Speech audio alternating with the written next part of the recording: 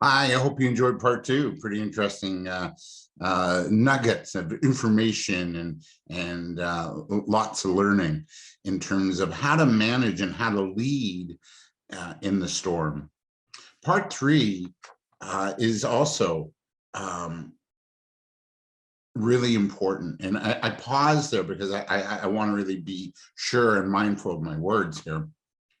But part three is important in the fact that Tom announces that he's his candidacy in the upcoming provincial election with Derek Sloan's Ontario party, and what he sees for a better future in terms of governing and leading people in not only the province, but in the country. And change and reform is necessary.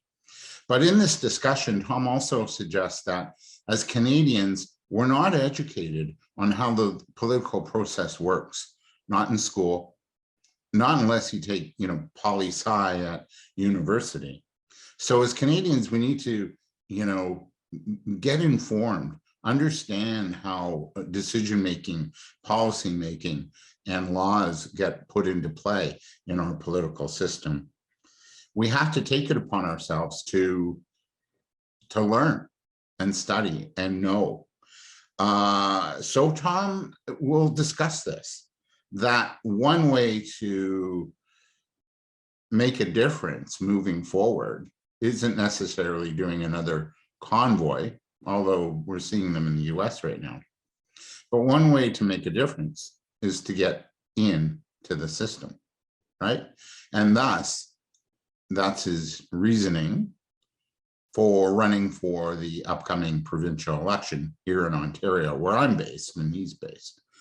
So it's a good discussion as to what we need to do moving forward as Canadians and how we can actually maybe make a difference, get involved in the process, get involved in the situation in a proactive, peaceful way. So I think you're going to really enjoy this part two. It's a little shorter, but it's a good discussion. Enjoy.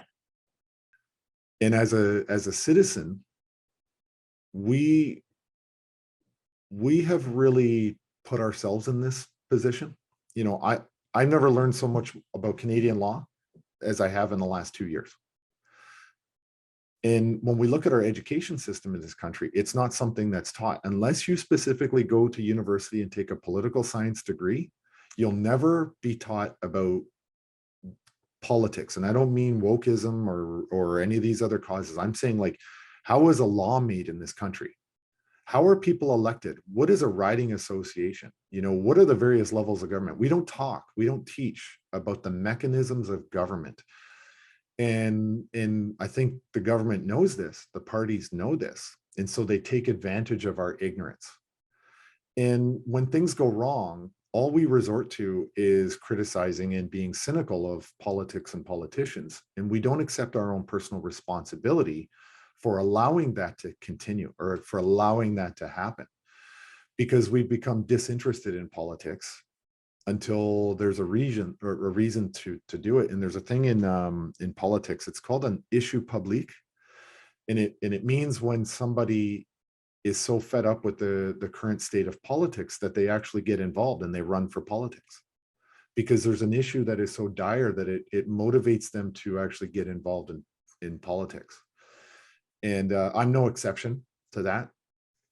I'm going to announce tomorrow that I'm going to be running in the Ontario party as a candidate in Peterborough in the Kawarthas under Derek Sloan. Excellent. And I've never had political aspirations of any kind, and I've analyzed all the parties. I've read all their charters and everything, and the only one right now that I could get behind is the Ontario party. And if I was going to start my own party, it would be based off of what they've already created anyway. Yeah. So I'm really happy that I'm going to do this, because I just can't sit by anymore and do nothing. And I think the best battleground for me is going to be inside the Ontario legislature. I think that's where I'm going to be able to do the most amount of good. And I refuse to ever be referred to as a politician. I'm going to cut that off right at the beginning. I will be a public servant. And when my time, when I'm no longer required to serve the public, then I will step down and give somebody else a try and go back to living my life as a free citizen. But I believe that this is going to be an extremely important election. The NDP in Ontario are terrible. They're calling for more restrictive I know. lockdowns. Yeah. As we're easing them, they're calling for more. So they're not a viable option in my book. Doug Ford has been a disappointment. I think he's been weak. I think he's been a coward, and he's abdicated his responsibilities to unelected bureaucrats. He's not been a leader. He's been a follower. And that's not what we need right now. And he brags about being the most restrictive province in all of North America. That's not something you should be bragging about.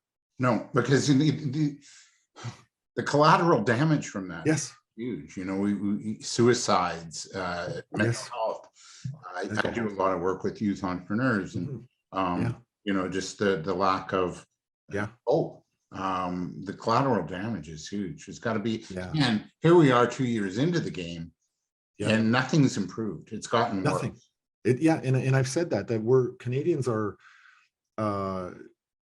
The G7 countries are less free today than they have ever been in their histories. And they're less free today than they were 2 years ago. And, we protest. Tomorrow is the 7th worldwide rally. And what has been achieved? They just continue on with their tyranny, and they ignore the people as if they're a fringe minority, right? Where have we heard that before? Yeah. And, the people have spoken, but nobody is listening.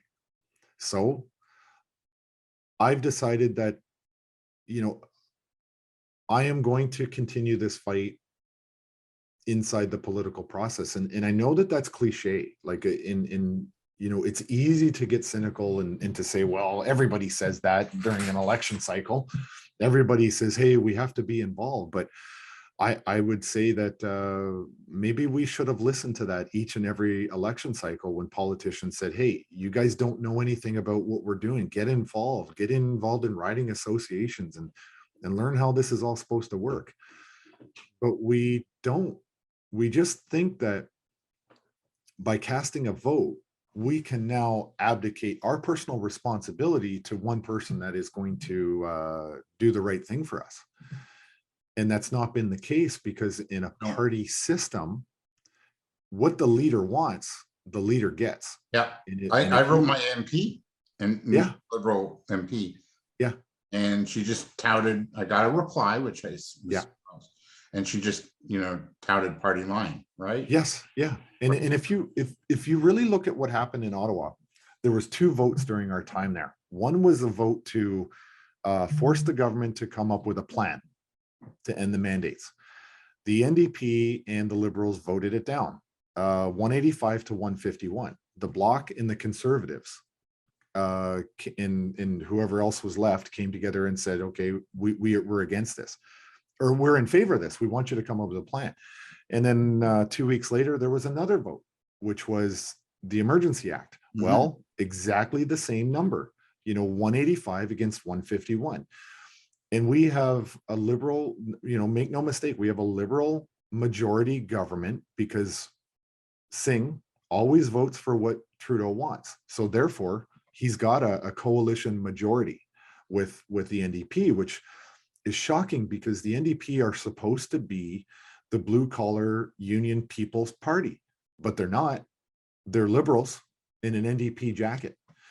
And so that's fundamentally disappointing, that there's 25 NDP members of parliament who just behave like Liberals. And this is incredibly frustrating that they voted this way, because the point that I'm trying to make, in a party system, The votes only mattered. So there's 38 million people in this country.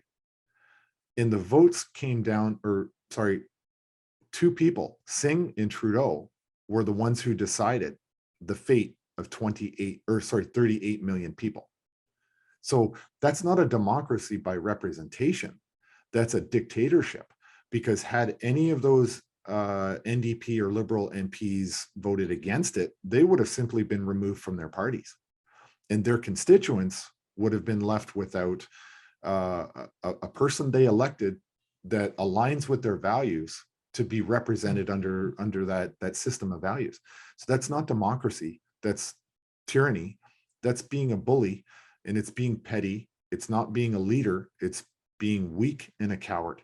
Yeah. And so the Ontario Party, the reason I'm so interested in why I've decided to run with the Ontario Party is because they said, no, it's bottom up. The constituents decide on the way you vote, and you vote your conscience. And so from my point of view, even if my constituents are going to want, if elected, if they want something to happen in government, and I think it's a bad idea, I'm going to advise them. But if the constituents say that, nope, this is what we want, I will vote for the constituents, not according to Tom. I'm there to represent what they want, right? And so it's not, Tom is not going to become, if elected, the leader of the Peterborough and Kawartha area, the dictator, the master. Tom is going to be the representative, and I'm a conduit to the government of Ontario to pass on what they want. And that's the way government is supposed to work. And I think people are naive enough in this country to believe that that's what happens, but that's not what happens. It's not what happens at all. It's what the party in the business interests and the behind the scenes people inside the party want, and that's not what the people want. So if that's the case, we would have had, after 2 weeks of flattening the curve, we would have gone back to normal, right? But we're not. No. And so I think in my particular case, the only way that I can keep fighting, and the only way that I hope that I can provide advice and leadership in integrity, is to get involved in the political arena and fight inside there, because then they can't just close the curtain and ignore me like I don't exist, like they've done for the last 2 years, 20 years, and like they did in Ottawa. They can't send their goons to come and beat me up. Right. And we forget, as human beings, that we have power, and it's not them. They're not, not the be all and end all. My MP and my MPP is Roman Baber, and he's put up, great. a real fight. So yes, he's running now for the PC party of Canada.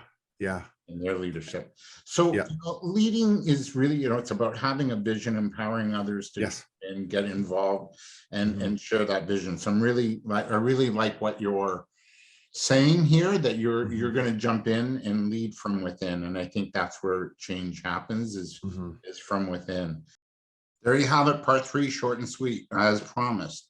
Part 4 will be a little bit longer, but there's lots of information, really candid discussion, and I think you're going to enjoy this last part in our 4-part series on leading through the storm with Tom Marazzo from the Freedom Convoy. Enjoy.